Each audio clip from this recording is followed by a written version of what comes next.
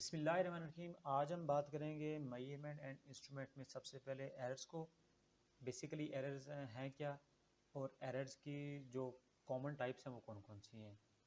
आपकी मेजरमेंट्स में जो एरर को हम डिवाइड करते हैं वो टू टाइप्स के हैं। First one is systematic error, the second one is random error. अब एरर एक्चुअली क्या होता है कि आपका सिग्नल, उसकी जो ट्रांसमिशन, उसकी कंडीशनिंग में जो आपका प्रॉब्लम्स आते हैं उनको हम एरर कहते हैं बेसिकली। अब उनमें जब फर्स्ट टाइप को डील करें उसमें सिस्टमेटिक एरर हैं, और ये एरर आपके वो होते हैं कि जो आपके सोर्स से, आपके सोर्सिंग के थ्रू आप इनको रिड्यूस करते हैं, और इसमें पॉसिबिलिटी ये होती है कि आपका एरर कम से कम भी हो सकता है। But the next thing is that कि आपके ये जो एरर होते हैं ये आपके आइडेंटिफाइड होते हैं, जो आपके सोर्सेज के थ्रू आपके अकर हो सकते हैं। और ये एरर आपके सिस्टम में जब जाते हैं तो डिफरेंस आपकी जो प्रॉपर्टीज़ हैं, सिस्टम की फ़िज़िकल प्रॉपर्टीज़ होती हैं, उनको ये लैग करते हैं। जैसे कि अगर आप देखिए इसके एग्जांपल में, सिस्टमेटिक एरर में आपके जो बेसिकली हम जो एक्चुअली रीडिंग लेते हैं, अगर हम कोई एक्सपेरिमेंट परफॉर्म कर रहे हैं तो उस रीडिंग में जो हमारी वैल्यूज़ में जो फ्लक्चुएशन आती है, उसमें उसकी इनएक्यूरेसी आती है, अनसर्टेनिटी आती है। मीन कि जो अगर हम वैल्यू लेते हैं उसमें जो प्रॉब्लम आते हैं, लाइक अगर आप ये तीन एग्जांपल देखें उसमें, ये फर्स्ट वन है आपके जो सिस्टमेटिक एरर्स हैं, सेकंड वन इज़ जो रैंडम एरर आपको शो कर रहा है, और ये थर्ड वन कि आप जिस सिस्टम को आपने कोई वैल्यू ली है, उसकी रीडिंग आपने नोट डाउन की है, तो एग्जैक्ट वैल्यू आप किस तरीके से लेंगे। जैसे कि आपको ये एग्जांपल बताइए। अब सिस्टमेटिक एरर जो होते हैं, इट डजेंट मीन कि ये आपके ज़ीरो हों, इसमें कुछ ना कुछ इनमें एरर की अक्रंस मौजूद होती है। सो हम क्या करते हैं, हम इनकी रीडिंग्स की जो एवरेज वैल्यू लेंगे, यानी डिफरेंट हम रीडिंग्स की वैल्यू फाइंड आउट करके उनकी एवरेज निकाल के हम ये करते हैं कि जो सिस्टम के एरर्स होते हैं उसको हम कम से कम यानी निगलेक्ट कर देते हैं। लाइक सिस्टमेटिक जो एरर्स हैं उनके मेजर सोर्सेज कौन कौन से हो सकते हैं। फर्स्ट ऑफ ऑल कि आपका जो सिस्टम है, आपका ओवरऑल सिस्टम डिस्टर्ब हो, यानी अगर आप कोई वैल्यू मेजर कर रहे हो तो उसमें आपके पूरे सिस्टम में डिस्टर्बेंस क्रिएट हो। सेकंड वन इज़ कि आपके मुख्तलिफ इन्वायरमेंट्स की चेंजिंग है, जिसमें सराउंडिंग की है, टेम्परेचर की है, एयर की है, प्रेशर्स की है, और डिफरेंट इन्वायरमेंट्स के आपके लोड्स होते हैं। थर्ड वन इज़ कि आपका जो इंस्ट्रूमेंट है उस पर आपके कोई कैलिब्रेशन नहीं हुआ हुआ, प्रॉपर वो कैलिब्रेट नहीं है, लाइक उसके कुछ कंपोनेंट्स आपके प्रॉपर असेंबल नहीं हुए हुए, जिसकी वजह से, इसकी कैलिब्रेशन की वजह से आपका इस सिस्टम के एरर हो सकते हैं। लास्ट वन कि आपने अगर कोई जो वायर्स कनेक्ट की हुई हैं, कोई वैल्यू जब आप मेजर कर रहे हैं तो उसको किसी भी डिवाइस के साथ कनेक्ट करते हैं, तो उनकी इंटरनल रेजिस्टेंस की वजह से आपके सिस्टम के एरर क्रिएट हो सकते हैं। जैसा कि आपको भी लास्ट में एक एग्जांपल दिखाई गई थी जिसमें आपका पैरेलल एक्स एरर था, ये वाला। इसमें पैरेलल एक्स एरर की वजह से आपके सिस्टम का जो एरर क्रिएट होता है, लाइक अब ये एरर आपके प्रिडिक्टेबल होते हैं, यानी आपको पता होता है कि ये एरर अगर होंगे और आपने इन एरर्स को रिड्यूस करना होता है। जिस तरह अगर आप देखें डिफरेंट टाइप के जो आपके एरर्स हैं उनकी लिमिटेशन क्या हो सकती है कि आप ऐसा करें कि लाइक जो आपने कंपोनेंट्स या आपने जो डिवाइस ली हुई है उसको या तो उसकी कैलिब्रेशन इतनी अच्छी हो, या उसका फैब्रिकेशन प्रोसेस यानी डिज़ाइनिंग प्रोसेस इतना अच्छा हो, यानी मीन्स कि मैन्युफैक्चरिंग इसकी इतनी परफेक्ट हो ताकि आपका जो इंस्ट्रूमेंट प्रॉपरली काम करे और उसमें एक्यूरेसी के चांसेस 100% हो। Next one is random error. Random means के जो कि अनसर्टेनली हो सकते हैं, लाइक के इसमें आप प्रिसीजन एरर भी है आपका, जो कि आपकी एक्चुअल वैल्यू से जो डेविएट करती है वैल्यू। देन आपके नेचुरल जो एरर्स होते हैं जिनके आपको कोई एक्सपेक्ट नहीं हो सकता, वो एरर क्रिएट हो सकते हैं। अगर आप इलेक्ट्रिकल की बात करें, सम टाइम आपके कुछ इन्वायरमेंट्स के इश्यूज़ की वजह से आपकी वैल्यू में जो वेरिएशन आ सकती है जो कि अनप्रिडिक्टेबल है। उसके अलावा आपके जो ह्यूमंस के जो एरर डिफरेंस हैं कि रीडिंग लेते हुए आपने अगर कोई मिस्टेक कर दी है, आपने प्रॉपर उसकी रीडिंग्स को सेंस करके सेंसिटिविटी के अकॉर्डिंगली आपने उसको कैलकुलेट नहीं किया।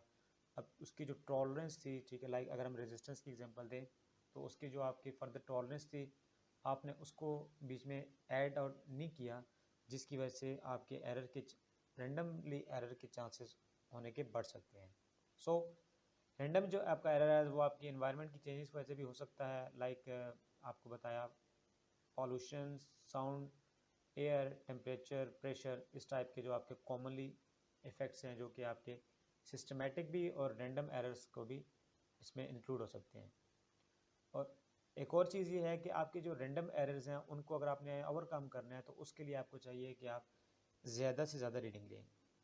अब सिस्टमेटिक एरर में तो हमने ये बात की थी कि हम कुछ 3-4 वैल्यूज़ लेके उनकी हम एवरेज फाइंड आउट कर सकते हैं, क्योंकि रैंडम एरर के आपके चांसेस होते हैं। तो इसमें हम ये इसको ओवरकम करने के लिए या रैंडम एरर को कम करने के लिए हम ये काम करते हैं कि मैक्सिमम वैल्यूज़ को हम नोट डाउन करते हैं और देन उसके बाद हम इसकी प्रोबेबिलिटी फाइंड करते हैं कि ये हमारे जो वैल्यू है ये सिस्टम पे कितना इफेक्ट करेगा।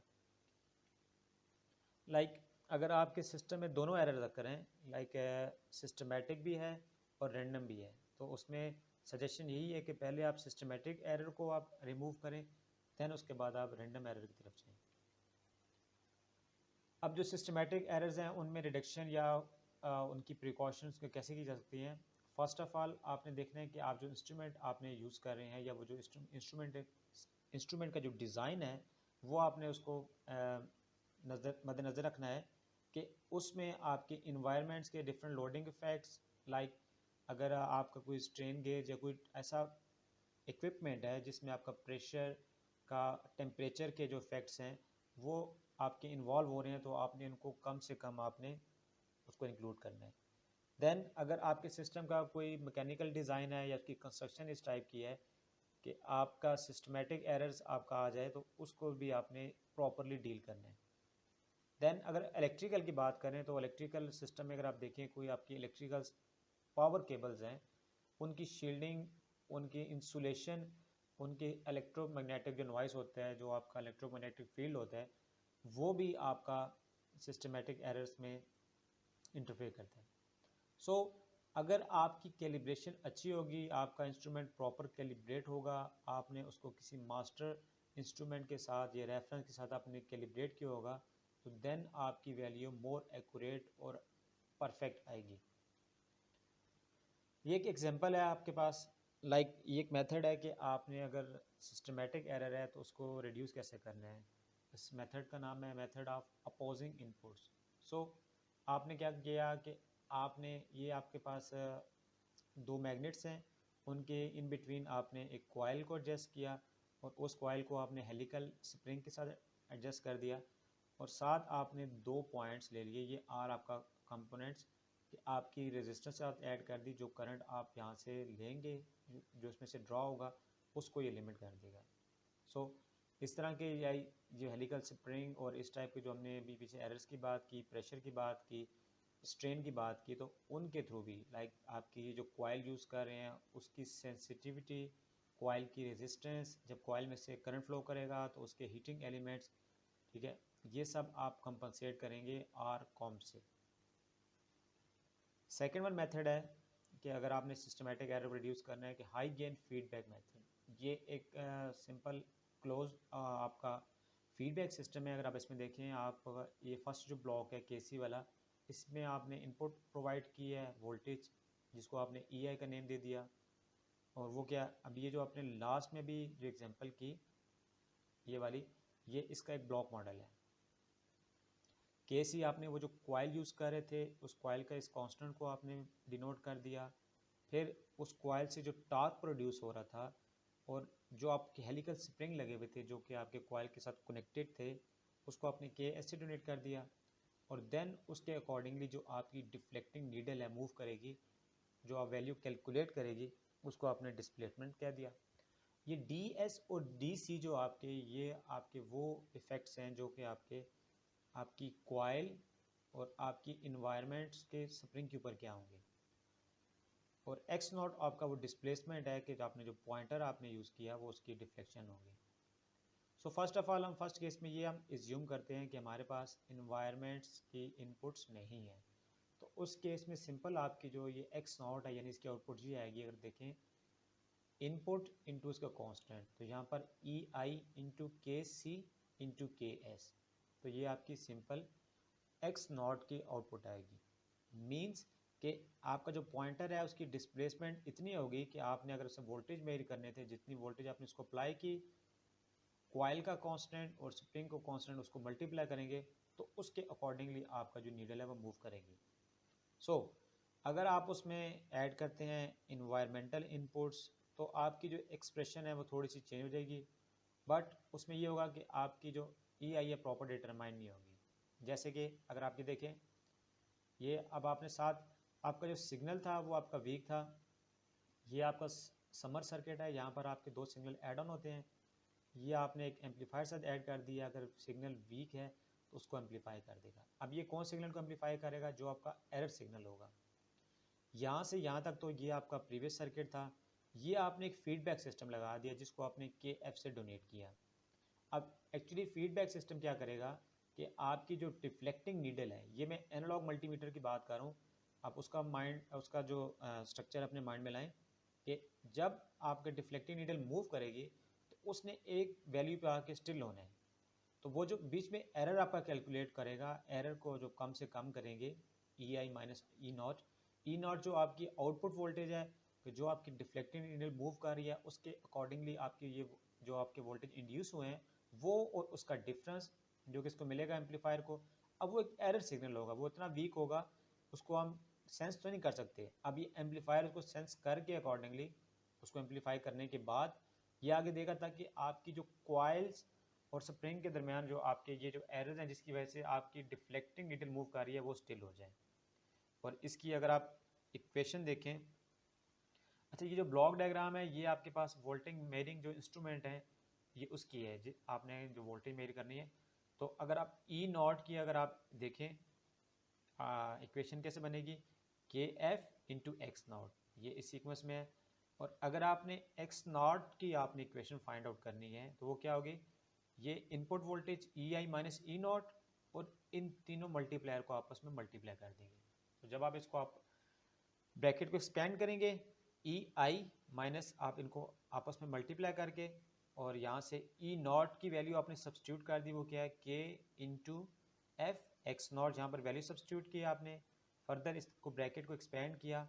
और क्योंकि आपने डिफ्लेक्टिंग नीडल की जो आपने आउटपुट वोल्टेज फाइंड करनी थी तो हमने एक्स नॉट की वैल्यू फाइंड करनी है, सो एक्स नॉट की हमने ये एक इक्वेशन डिराइव कर ली। सो बट जो आपका जो के ए कांस्टेंट है ये वाला, क्योंकि मैं आपको बताया था बहुत ही एरर सिग्नल बहुत ही वीक होता है, तो इसको अगर हम निगलेक्ट कर देंगे तो इस केस में क्या होगा, X naught is equal to E I by K F, यानी कि वो बहुत ज़्यादा है जिसकी वजह से आपका जो इक्वेशन है वो आपकी सिंप्लीफाई होकर इस फॉर्म बन जाएगी। सो आपकी जो डिपेंडेंसी है वो इन तीन पैरामीटर्स पे हो जाएगी इन केस में अगर आपने, अब ये आपका क्लोज लूप सिस्टम है। सो इस क्लोज लूप सिस्टम देखें, ये आपका क्योंकि इसको हमने डिज़ाइन करना ईजी है हमारा, क्योंकि यहाँ पर ये जो फीडबैक सिस्टम है इसके थ्रू हम डिवाइस को सिस्टम को स्टेबल कर सकते हैं, इजीली हम इसको सेंस कर सकते हैं। बट आपकी जो स्प्रिंग और जो कॉयल हैं वो आपके इनसेंसिटिव हैं क्योंकि उनमें मैकेनिकल वाइब्रेशंस और इन इफेक्ट की वजह से आपके सिस्टम में ये आपके सिस्टमेटिक एरर्स प्रोड्यूस हो सकते हैं। सो अब हम क्या करेंगे, हम ऐसा एक फीडबैक पाथ प्रोड्यूस करेंगे कि जो कि इस सिस्टम की जो इनस्टेबिलिटी है, यानी जो आपके हेलिकल स्प्रिंग्स और जो कॉयल हैं उनकी इनस्टेबिलिटी को वो ओवरकम करे और देन आपके सिस्टम को मोर स्टेबल करे। बेसिकली हमारा काम यही होता है कि हम एरर को कम से कम करें ताकि हमारा जो सिस्टम है वो मोर स्टेबल है, उसकी आउटपुट यूनिफॉर्मली हो। अगर वो अनस्टेबल होगा तो हमारी आउटपुट पे इफेक्ट होगा। अब उसके लिए एक और हमने प्रोसेस है जिसमें हमने सिग्नल को फ़िल्टरिंग करेंगे। अब सिग्नल को फ़िल्टरिंग मीन्स कि आपका जो नॉइज़ सिग्नल है, जो आपका एरर सिग्नल है, एक्स्ट्रा सिग्नल है जिसको हम इंट्रोड्यूस करवा रहे हैं, उसको हम फ़िल्टर आउट करेंगे। ये हमारे पास एक हमने सर्किट बना लिया, इस सर्किट के थ्रू हम इसको फ़िल्टर आउट करके, अब ये इस फॉर्म में नॉइज़ की फॉर्म में है और हम उनको फ़िल्टर आउट करके सिग्नल को हम इस फॉर्म में उसको हम प्रोड्यूस करेंगे जिसकी वजह से आपके एरर्स कम से कम हो जाएंगे। ये एक स्ट्रेन गेज है। स्ट्रेन गेज मीन्स कि आपका जिसका प्रेशर को कम ज़्यादा करके आप जो आपका ई नॉट, अब यहाँ पर देखिए ई नॉट आपको यहाँ पर रिक्वायर है, इस सिस्टम को जब आप स्टेबल करेंगे तो आपकी ई नॉट पे कांस्टेंट आपको ये देखिए आउटपुट मिलेगी। सो जैसे कि हमारे सिस्टम जो है इंस्ट्रूमेंट जो है वो इंटेलिजेंट होते हैं, सेंसिटिव होते हैं क्योंकि उनमें डिफरेंट एक्स्ट्रा सेंसर लगे होते हैं जिसकी वजह से वो क्या करते हैं कि जो हमारे इन्वायरमेंट के डिफरेंट इफ़ेक्ट्स होते हैं, लोडिंग इफ़ेक्ट्स हैं, उस पे वो अपने आप को कंपनसेट करते हैं और देन उसकी वजह से उनके जो लोडिंग इफ़ेक्ट हैं वो वेरी करते हैं। तो जैसे कि ओवरऑल आपने अगर किसी सिस्टम के एरर की कैलकुलेशन करनी हो तो उसके लिए आपके पास डिफरेंट मेथड्स हैं। फर्स्ट वन इज़ आपका वर्स्ट केस प्रिडिक्शन है, और दूसरा जो आपका जिसमें डिफरेंस आपके एरर्स हैं। अब लाइक आपके पास सारे एरर्स आ गए हैं, उन एरर को सम अप करें, उनके आप परसेंटेज फाइंड कर लें। और एक ये आपका फार्मूला है, अगर आपने एरर्स डिफरेंट टाइप के एरर फाइंड किए हुए हैं, उन एरर की आप ये root mean square value find कर लें, जिसकी वजह से क्या होगा कि आपका ये चांसेस कम से कम हो जाएं कि आपके सिस्टम के एरर आपके मिनिमाइज हो गए। जैसे ये एक एग्जांपल दी हुई है, अगर आप उसमें देखें कि आपके पास 3 सोर्सेज हैं जिसमें आप सिस्टमेटिक एरर्स उन सोर्सेज का हमने आइडेंटिफाई कर लिया है किसी एक हमने कैलकुलेशन के थ्रू, और देन हमने क्या किया कि उसको रिड्यूस किया, उसके मैग्नीट्यूड को, किस लिए कि उसके एरर कम से कम हो जाएं। Then the magnitude of 3 errors are this. सबसे पहले सिस्टम का लोडिंग एरर आपका 1.2% प्लस माइनस, यानी उसकी एरर की वेरिएशन है। इन्वायरमेंटल जो चेंजेस हैं वो आपकी 0.8% है, और जो कैलिब्रेशन एरर है वो आपका 0.5% है। आपने फाइंड क्या करना है, हमने फाइंड ये करना है कि मैक्सिमम पॉसिबल जो आपका सिस्टमेटिक एरर है वो एरर किस मेथड से, by using root mean square method से। उसके लिए फार्मूला अभी हमने लास्ट में स्लाइड्स में पढ़ा। तो आपके पॉसिबिलिटी जो एरर्स किए हैं वो सारे एरर कौन कौन से हैं, इन सबको सम अप करेंगे तो ये आपके टोटल एरर हो जाएंगे, इनको प्लस माइनस आपने लिख दिया। अब आपने अप्लाई करना है, जो आपने एरर फाइंड करना है रूट मीन स्क्वायर मेथड से। तो सब एरर का वन बाय वन उनका स्क्वायर लें, उनका मीन लें और उनका स्क्वायर रूट फाइंड आउट कर लें। तो इस मेथड के थ्रू आप इसका एरर फाइंड कर लें। नेक्स्ट वन जो आपका मेथड है स्टैटिस्टिकल एनालिसिस है, उसमें आप रैंडम एरर्स का कैसे फाइंड करते हैं कि आप उनकी मीन्स निकाल के वैल्यूज़ के डिफरेंट एरर्स, लाइक अगर आपने 5 वैल्यू फाइंड की हुई हैं तो उन 5 वैल्यू का आप मीन फाइंड कर लेंगे और वहाँ से आपका रैंडम एरर फाइंड हो जाएगा। फिर नेक्स्ट वन, अगर आपके पास वैल्यूज़ ऑड आ जाती हैं तो आप उससे मीडियन फाइंड कर लें, जिसका फार्मूला गिवन है। अगर आपके पास इवन वैल्यू आती हैं, उस आपने मीन फाइंड किया है, उस मीन से आपकी जो पॉपुलेशन यानी कि जो आपके टोटल आपके जो वैल्यूज़ थी उनको आपने सैम्पल्स का नेम दे दिया, उनको आपने फाइंड आउट करके डिवाइडेड बाय जितनी आपने वैल्यूज़ ली हुई थी वो आपने फाइंड कर लिया। ये आपकी डिस्ट्रीब्यूशन की एक टेक्निक है, प्रोबेबिलिटी में इंक्लूड होती है, उसके थ्रू भी आप कर सकते हैं। और अगर आपने मीडियन के थ्रू करना है तो ये आपका फार्मूला है। इस केस में ऑड के केस में आपके पास ये वाला फार्मूला है। अगर आपके इवन होंगे तो इवन में क्या आपका जो मिड आपकी वैल्यूज़ होगी वो आपकी वो मोर एक्यूरेट वैल्यू कैलकुलेट की जाएगी। उसके बाद आपने अगर एक ये टेक्निक है वेरिएंस के थ्रू सैम्पल एंड पॉपुलेशन, एक ये फार्मूले भी हैं दो, स्टैंडर्ड डेविएशन एसडी के थ्रू। इन फार्मूलोस के भी थ्रू आप यानी कि वेरिएंस के थ्रू भी और स्टैंडर्ड डेविएशन के थ्रू भी आप एरर्स फाइंड आउट कर सकते हैं।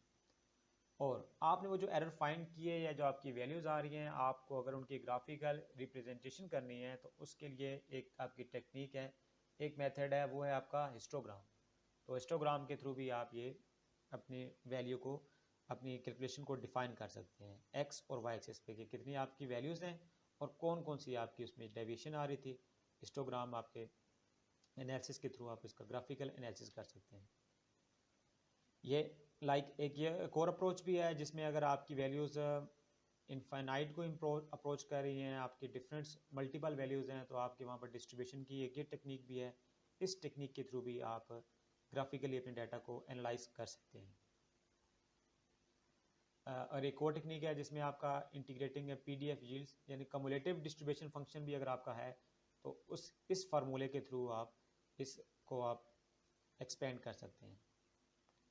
नेक्स्ट आपकी एक टेक्निक है गॉसियन डिस्ट्रीब्यूशन। उसका फार्मूला ये है, उसके थ्रू भी आप डिफरेंट जो शेप्स आपकी रिक्वायर है उनके थ्रू आप उसकी इंटीग्रेशन कर सकते हैं और वहाँ से अपना डिज़ायर रिजल्ट फाइंड आउट कर सकते हैं। एक टेक्निक और भी है जिसको हम जी डिस्ट्रीब्यूशन कहते हैं, जिसमें हम डिस्ट्रीब्यूशन करके इस फंक्शन के थ्रू, फंक्शन गिवन है आपके पास, डिफरेंट पैरामीटर भी आपके पास गिवन होंगे, और देन वहाँ से आप प्रोबेबिलिटी के थ्रू इसकी डिफरेंट रेंजेस फाइंड करके और उसको वैल्यू को सब्स्टिट्यूट करके इसमें, और देन अगेन लास्ट में फिर आप वो गॉसियन मेथड के थ्रू आप इसका ग्राफिकल एनालिसिस करते हैं। बेसिकली ये जो हम टेक्निक्स की बात कर रहे हैं इनका मकसद सिर्फ ये है कि आप अपना जो एरर्स किसी भी टाइप के थ्रू फाइंड करते हैं या उसका ग्राफिकल व्यू है आप देखना चाह रहे हैं, तो इन डिफरेंट टेक्निक के थ्रू आप उसको फाइंड आउट कर सकते हैं, जिसके लिए आप डिफरेंट टूल भी यूज़ कर सकते हैं। अब जो जी डिस्ट्रीब्यूशन है, अगर आप उसमें आपकी वैल्यूज़ आती हैं तो वहाँ से आप इन वैल्यूज़ के थ्रू आप बता सकते हैं कि आपके जो फंक्शन है वो एरर उनके कितनी रेंज तक हो सकता है। एक एग्जांपल में देखते हैं कि हमारे पास एक सिस्टम है जिसमें इंटीग्रेटेड चिप हमने डिज़ाइन की, उसमें आपके 10⁵ ट्रांजिस्टर यूज़ हो रहे हैं, but the transistor have mean current of gain 20 and standard deviation of 2. So calculate the following thing. आपने क्या चीज़ फाइंड करनी है? Number of transistor with current gain between 19.8 and 20.2. The second one is number of transistor with current gain greater than 17. सो आपके पास ये ranges given है, तो आपके पास यहाँ पर अभी स्पेसिफाई नहीं किया गया कि आपने किस टेक्निक से निकालना है। सो हम इस टेक्निक के थ्रू हमने प्रोबेबिलिटी के थ्रू हमने फाइंड किया कि अगर आप देखिए हमारी रेंज कहाँ से कहाँ बन रही है, 20 है, 20 से कम, और अगर आप देखें और 19.8, इसकी आपकी एक रेंज बन जाएगी। और द सेकंड वन आपके पास जो आपने इसको स्प्लिट किया वो आपके पास 20 की स्प्लिटिंग आपके 0.2 की, 19.8 आपकी डेविएशन हुई और इसमें आपकी 0.2 की होगी। तो यहाँ पर आपने वैल्यू सब्स्टिट्यूट करके सिंपल उसकी प्रोबेबिलिटी फाइंड कर लेनी है। फिर जो आपको मैंने अभी लास्ट में एक टेबल दिखाया था, उस टेबल से जो आपकी वैल्यू आएंगी तो देन वहाँ से आप एनालिसिस कर लेंगे कि मेरी वैल्यू किस रेंज में है, और उसके थ्रू आप ये कैलकुलेट कर लेंगे उस जो आपकी वैल्यूज़ उसको मल्टीप्लाई करेंगे, क्योंकि 10⁵ हैं तो वहाँ से आप बता देंगे कि आप कितने ट्रांजिस्टर इससे जनरेट करवा सकते हैं, कर सकते हैं हम लोग। इसी तरह जो सेकेंड आपका पार्ट है सेम, उसमें भी आप ये वैल्यू फाइंड आउट करके आप उसको बताएंगे कि हमने कितने ट्रांजिस्टर हमने प्रोड्यूस किए। और दूसरा आपका standard error of the means, उसका formula sigma is equal to summation by upon √² n, और ये आपके पास है n आपके पास स्टैंडर्ड एरर्स ऑफ मीन्स निकालने का फार्मूला भी है, और अगर आपके पास कैलकुलेटेड मीन गिवंस है तो उसके लिए एक आपके पास ये किसी भी सर्टेन वैल्यू पे मीन निकालने का फार्मूला भी है। और देन अगर आपके पास डिफरेंट रेंजेस गिवन है, दो आपके पास स्टैंडर्ड डेविएशन गिवन है, तो उस केस के लिए आपके पास स्टैंडर्ड डेविएशन का ये वाला फार्मूला है कि जिसके थ्रू आप एरर फाइंड आउट कर सकते हैं।